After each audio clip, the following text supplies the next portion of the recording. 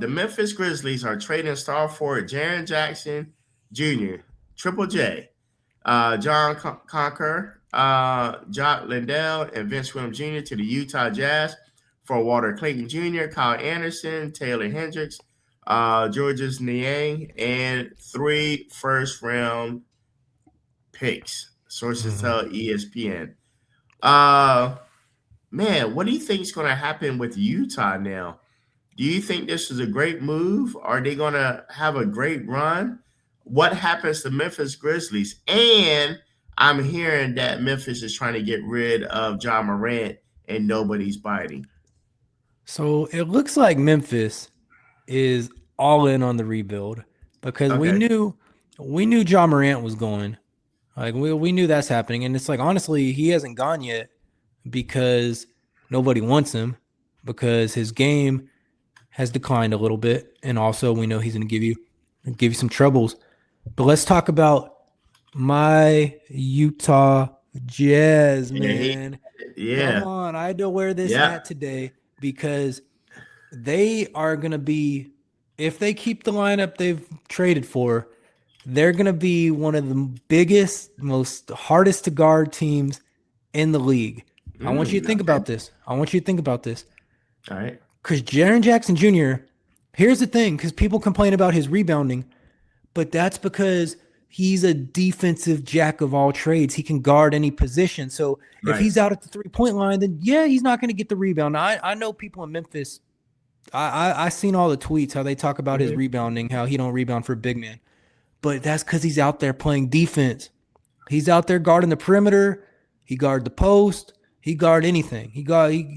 Well, you don't want him guarding not all 94 feet. You know, big man, you don't want running all the way, but he can guard anywhere in the court.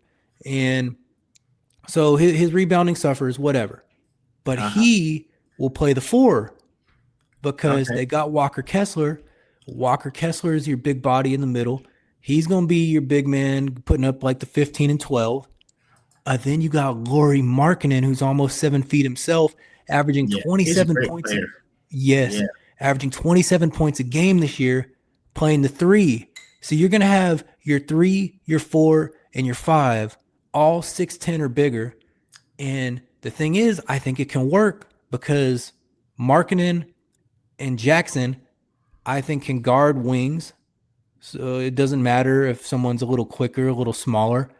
They can both hit 3-pointers.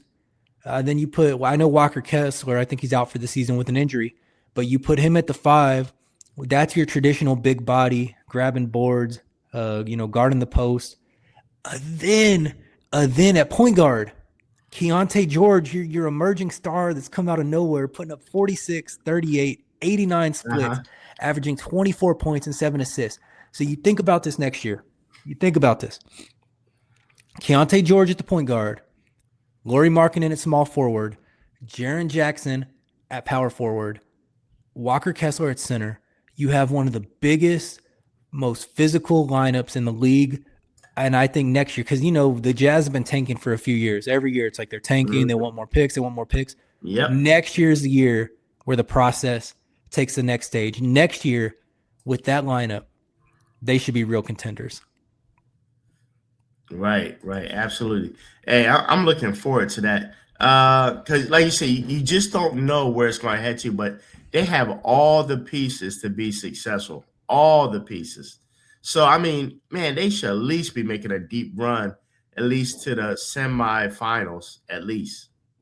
The pieces are all there, and you've got other young talent. But it comes down to the chemistry. We know this. No matter how many pieces you have, it comes down to the chemistry and how well do they mesh in the back in the locker room.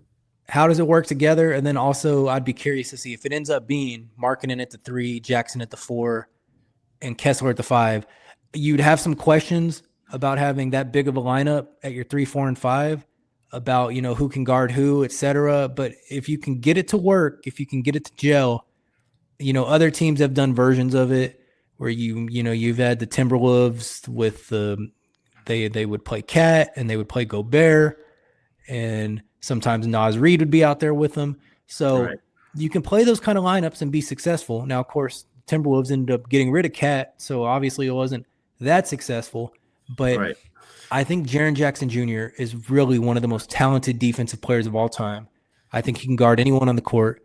I want to see a little more about what Markkanen can do, because I'd be lying if I said I know exactly what kind of defense Lauri Markkanen plays. But I know Walker Kessler can guard the middle. So it's going to be a huge lineup. Then you're going to have your star. The fact that Jackson can hit threes and Markkanen can hit three, you're not clogging the lane for your young star Keontae George. Yeah, So absolutely. I think it could be scary next year. I think they're going to be contenders next year.